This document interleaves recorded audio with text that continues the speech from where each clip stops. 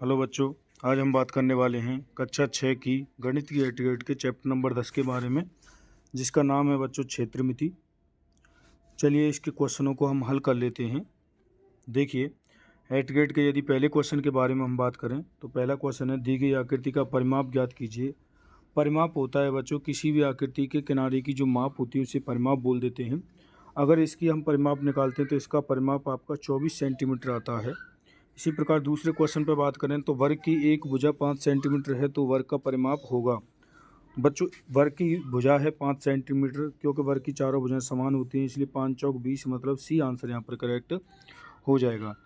बात करें अगले क्वेश्चन पर। क्वेश्चन नंबर 3 है, एक आयत का क्षेत्रफल 20 वर्ग मीटर है, यदि आयत की लंबाई 4 मीटर है तो आयत की चौड़ाई होगी।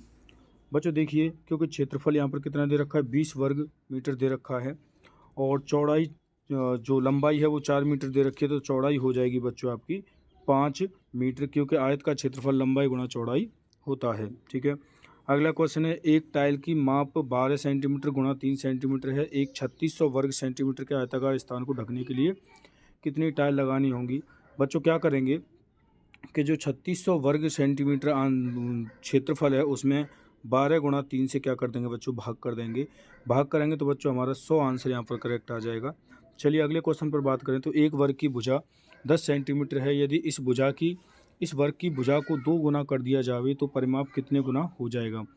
बच्चों क्योंकि परिमाप रेखीय संख्या होती है, इसलिए परिमाप अगर भुजा को 1 गुना की 2 गुना किया है तो परिमाप भी 2 गुना ही होगा। ठीक है। अगला क्वेश्चन है, एक ऐसी दूरी जो रेखाखंडों के साथ साथ अर्थात परिसीमा के अनुदिश चलते हुए एक बंद आकृति बनाती है, क्या कहलाती है बच्चों, उसे कहते हैं परिमाप। अगला क्वेश्चन है, ऐसी आकृतियां जिसकी सभी भुजाएं और कोण बराबर हों क्या कहलाती है बच्चों, वो वर्ग कहलाती है। बात करें अगले क्वेश्चन पे, ऐसी आकृतियां जिसकी, अच्छा बच्चों ये रिपीट हो गया है। क्वेश्चन नंबर 8 है, निम्न आकृति का परिमाप ज्ञात करो। तो बच्चों इस आकृति का यदि परिमाप ज्ञात करें तो देखिए, ये 5 और 5 10, 10 और 10 20 और 10 30, तो यहाँ पर परिमाप कितना हो जाएगा बच्चों, क्योंकि ये क्या है आपका आयत है और आयत का परिमाप होता है बच्चों 2 गुना लंबाई प्लस चौड़ाई, इससे निकालेंगे तो 30 सेंटीमीटर जो है बच्चों इसका परिमाप आ जाएगा। अगला क्वेश्चन है, बंद आकृतियों द्वारा घेरे गए तल के परिमाप को क्या कहते हैं। तो बच्चों बंद आकृतियों द्वारा घेरे गए तल के परिमाप को कहते हैं क्षेत्रफल। अगला क्वेश्चन है, नीचे कुछ आयतों की भुजाओं की मापें दी गई हैं, इनका क्षेत्रफल ज्ञात करो। तो बच्चों इनका अगर क्षेत्रफल ज्ञात करें, क्योंकि ये लंबाई और चौड़ाई है, तो अगर आयत का क्षेत्रफल देखें तो हम लंबाई गुणा चौड़ाई होता है और 3 गुणा 5 करेंगे तो यहाँ पर 15 वर्ग सेंटीमीटर आएगा, 6 गुणा 8 करेंगे तो 48 वर्ग सेंटीमीटर आएगा। ठीक है बच्चों।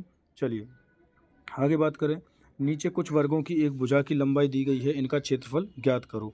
बच्चों क्या है, ये वर्ग की भुजा दे रखी है और वर्ग का क्षेत्रफल होता है बच्चों भुजा गुणा भुजा, मतलब भुजा स्क्वायर।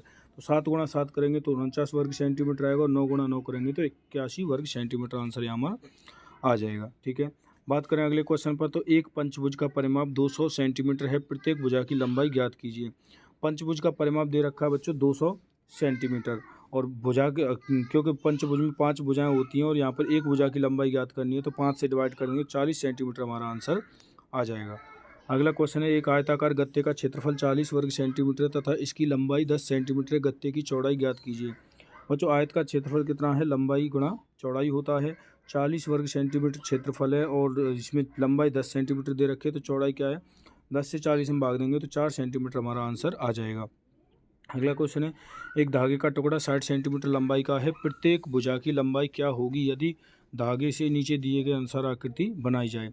बच्चों यदि 60 सेंटीमीटर से वर्ग बनाएंगे तो प्रत्येक भुजा की लंबाई जो है वो 15 सेंटीमीटर आएगी। समबाहु त्रिभुज बनाएंगे तो 20 सेंटीमीटर आएगी और पंचभुज बनाएंगे तो बच्चों 12 सेंटीमीटर आएगी। ठीक है। बात कर लेते हैं अगले क्वेश्चन पर, एक टाइल की माप 6 सेंटीमीटर गुणा 10 सेंटीमीटर है, एक क्षेत्र को पूर्णतया ढकने के लिए ऐसी कितनी टाइलों की आवश्यकता होगी जिसकी लंबाई और चौड़ाई क्रमशः है।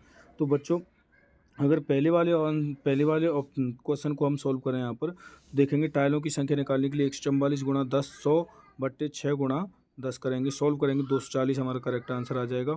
इसी प्रकार दूसरे में बात करें तो बच्चों दूसरे में टाइलों की संख्या निकालने के लिए 70 गुणा 36 सेंटीमीटर, नीचे करेंगे 6 गुणा 10 सेंटीमीटर, तो 42 हमारा करेक्ट आंसर आ जाएगा। बच्चों यहाँ पर चैप्टर होता है फिनिश। आशा करता हूँ अच्छे समझ में आया होगा। किसी भी तरह की कोई समस्या हो तो कमेंट में ज़रूर लिखें। अगर वीडियो पसंद आती है तो दोस्तों के साथ शेयर करें, लाइक करें और चैनल को सब्सक्राइब करना ना भूलें। धन्यवाद।